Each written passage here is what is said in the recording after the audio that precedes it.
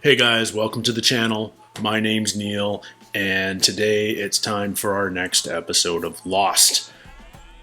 I am psyched because I am falling deeply in love with this show, and before we get into this next episode, let's unpack the last couple because there's a lot to unpack but from episodes 9 and 10. For the first time since nearly the beginning, we've introduced new characters. In episode 9, we met Danielle Rousseau, we met Ethan, we met the hypochondriac that Jack was treating. I still don't think we've learned his name. Ethan's introduction was really clever on part of the writers because he was introduced within a couple of minutes of Danielle being introduced, and Danielle's reveal was obviously much more of a shock. We didn't know that there was anyone else on this island. Ethan just felt like they threw a couple of lines at an extra. Obviously, we've learned since then that that's not just the case. But yes, we've got these new characters. We've got new questions because of them, and I think I have figured out something. I think I've figured out a clue. Let's learn a little bit about how my brain works here. In episode 10, when Hurley was doing his census and he interviewed Ethan, Ethan gave his name as Rom. He said he was from Ontario. That stuck in my head right away because I made a connection to the Royal Ontario Museum in Ontario, which is where I went to university. But it just stuck in my head. And it also stuck in my head because Rom just doesn't sound like a normal last name. All of our other characters have typical last names. Shepherd, Locke, Reyes. These are normal names. Rom, R-O-M, doesn't sound like a last name that I've ever heard of. And then you look at Ethan Rom as 8 letters, and it feels like an anagram. Like it feels like it's just a word jumble for something else. And so I started playing around with that anagram, and I got a bunch of things. Ethan Rom equals Heartmon, Earthmon, More Than, The Roman, Mother, N-A, Near Moth. I wrote that one down because we had the episode called The Moth. Another M. And the one I think that really is important is this. Ethan Rom equals Other Man. And why is that so important? Because Danielle Rousseau kept referring to them and also called them the carriers, also called them the others. So Danielle is calling somebody the others, and Ethan Rom equals Other Man. So is he one of the others? Especially now that we've learned he wasn't on the plane, that he's infiltrated the survivors, that he wasn't on the manifest. Ethan Rom is one of the others as far as I'm concerned. Until I find out otherwise, that's what I'm believing. This is me deciphering the clues. I might be completely off, but I don't think I am. I think I'm onto something here. I also, while I was editing episode 9, I paid real attention to the little subplot of who is Alex that was revealed with us when Saeed and Danielle were together. Danielle kept, right at the very beginning, the first words we hear from her are, where is Alex? In a bunch of different languages. Where is Alex? Where is Alex? And while Danielle is crazy, I don't think she's crazy to the point of thinking somebody who she killed is somehow still alive. We just kind of, the way the writers dealt out her story, it was an easy leap to make to decide that she had killed Alex. She said Alex was her child, not her son or her daughter, just her child. It was easy to assume because she killed all of them that she killed Alex.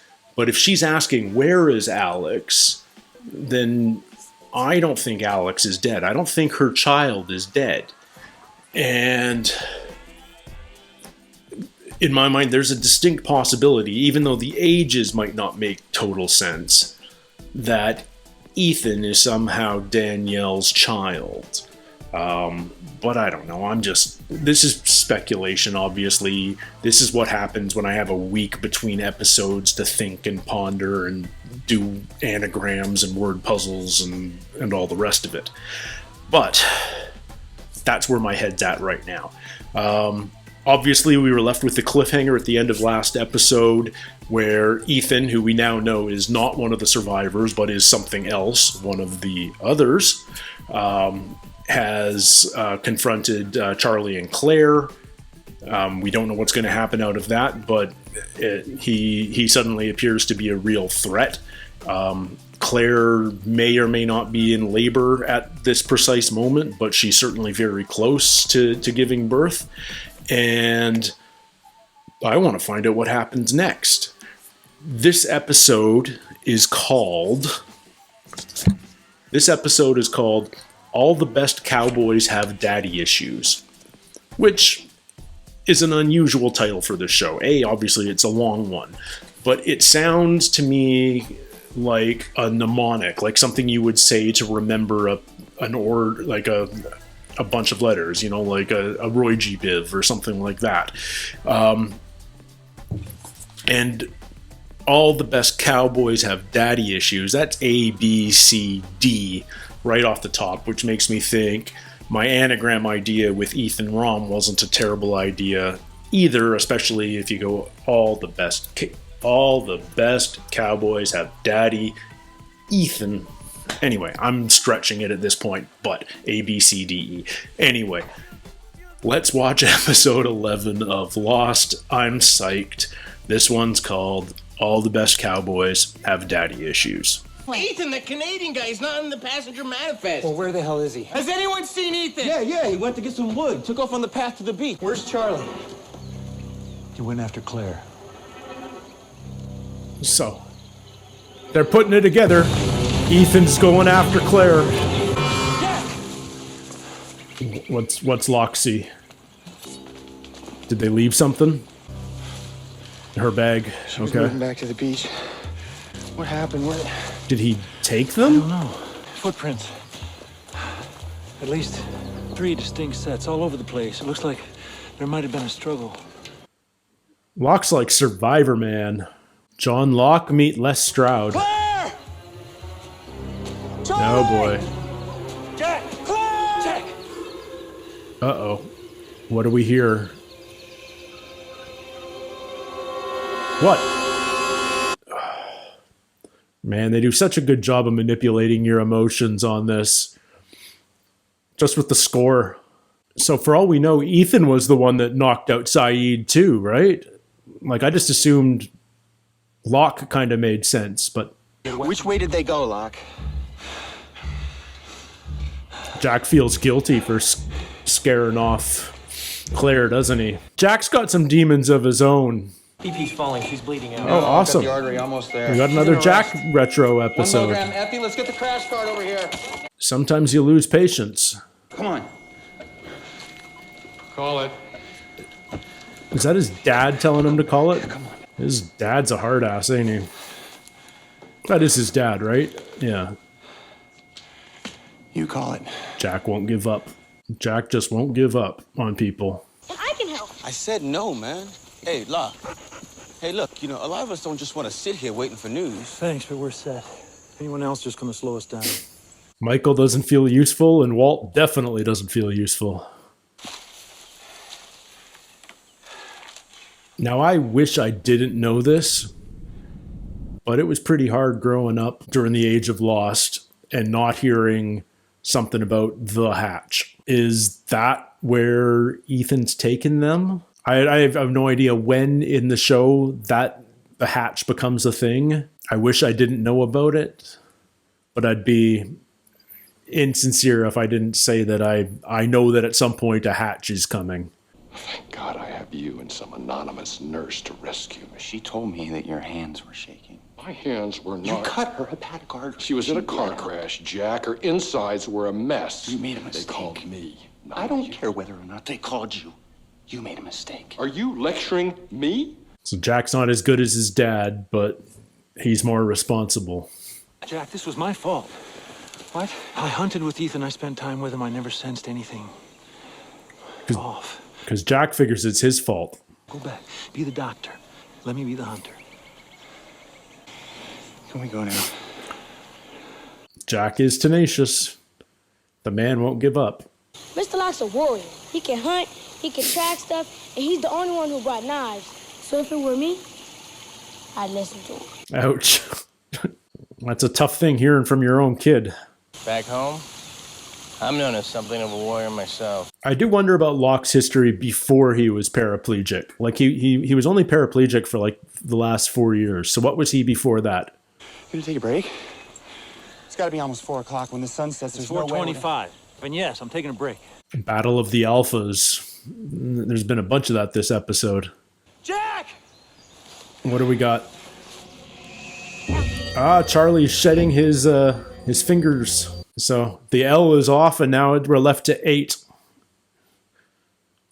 Which is also a number. It's also an infinity sign on its side. He's leaving us a trail. Such a good show. And there's the A. If Ethan knows that we're behind him, he could be setting up a dummy trail.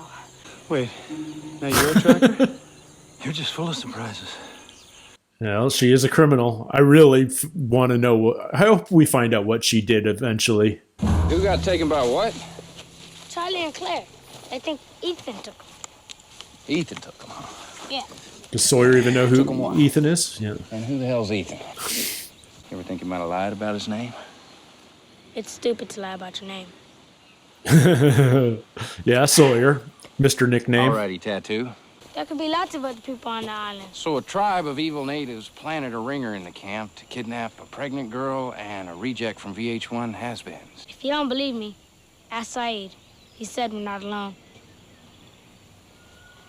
Oh, man. Saeed's back. Uh-oh.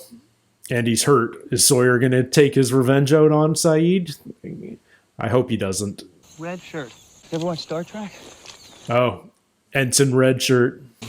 The crew guys that would go down to the planet with the main guys, the captain and the guy with the pointy ears. They always wore red shirts, and they always got killed.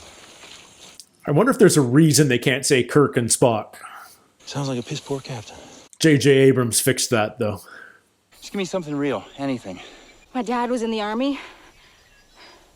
Ranger Battalion. We were stationed in Fort Lewis, Washington State. Not far from Seattle and my neck of the woods. We go hiking together. You really think I would have walked in there if I couldn't handle it? You've done it before. You called me off.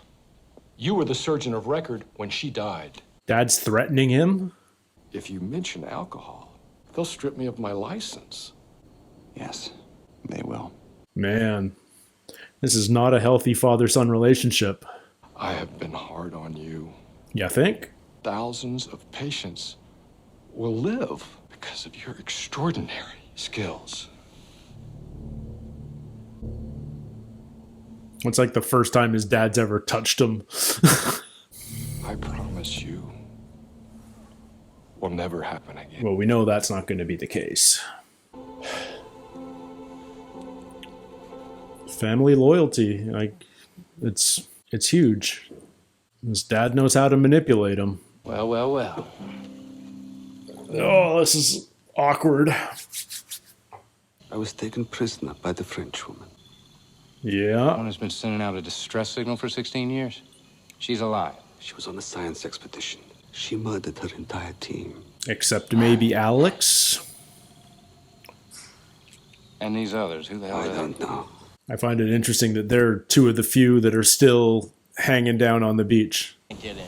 Myro, Yahoo. I need a 4-3. Is this what he was a warrior at? Was Hurley a backgammon warrior?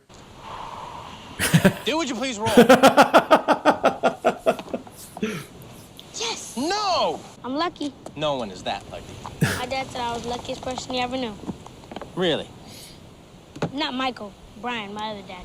So his mom remarried and he has to leave his stepdad and go back to his real dad. You owe me $20,000. You'll get it. Put it on the tab. Oh, man. I didn't even think about that for Walt's situation. So, Boone, what do you do in the real world? Yes, tell us something about Boone. My mother has this empire. Martha Stewart of Matrimony. I run one of the subsidiaries.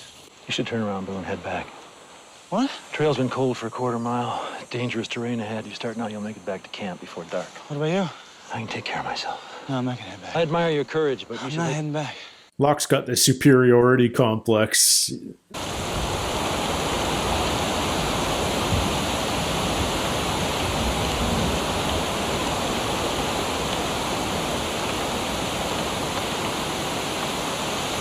They teach you how to predict the weather in a box company? It's funny, even when Locke tells the truth, it sounds like he's hiding something much more interesting. Okay. Where to now? L-A-T.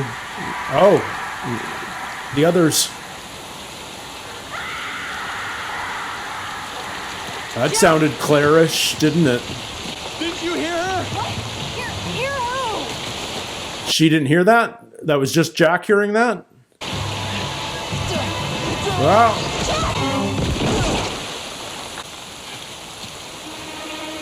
Who's...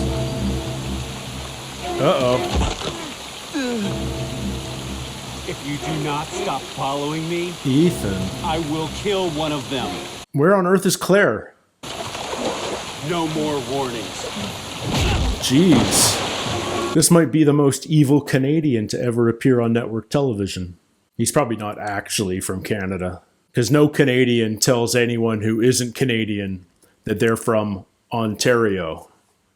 Because no one outside of Canada really understands the provinces. My father's talking to. Who is that? That's her husband. He's threatening to sue. Oh, and it's doing the shoulder touch thing. That's like his go-to move. When people are against him, he does the heartfelt shoulder touch. Ethan was here. You banged your head, Jack. No, he was here. You have to stop. Okay, thanks, Christian. Sorry about this formality. Of course. Just one final detail. Dad's name is You Christian? were aware of the patient's pregnancy when you went into the procedure. Oh my God, she was pregnant? Absolutely. So his name is Christian I Shepherd? think we're done here. A final report. Jeez. Is Jack gonna... I need to revise my statement. Wow, Jack's gonna turn on his dad. Man. What a crisis of conscience. No wonder he feels especially responsible for Claire as a pregnant woman.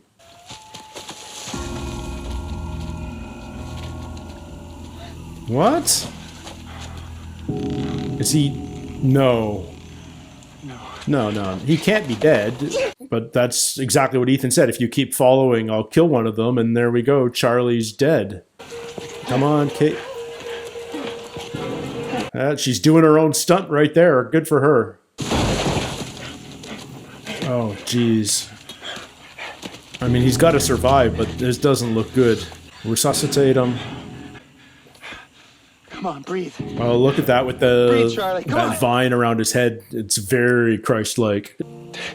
Come on. Raised from the dead. Don't give up, Jack. Don't call it. Don't give up.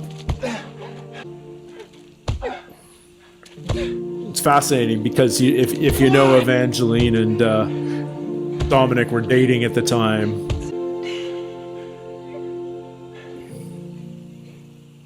Charlie, I don't get it. How, like, don't... No. Jack! Come on. Whoa. You can just do that by, like, punching on a guy's ribcage like that? Wow.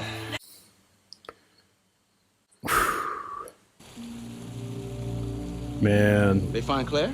No. Charlie, you gotta talk to me. Yeah, unless his voice box is crushed. I didn't see anything.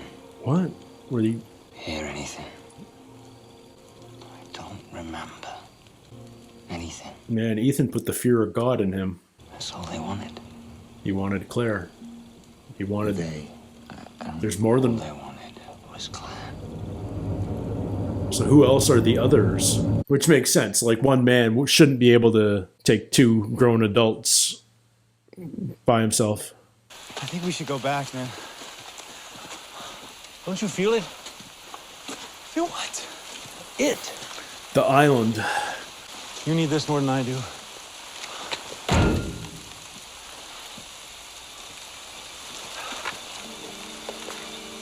Is that the hatch?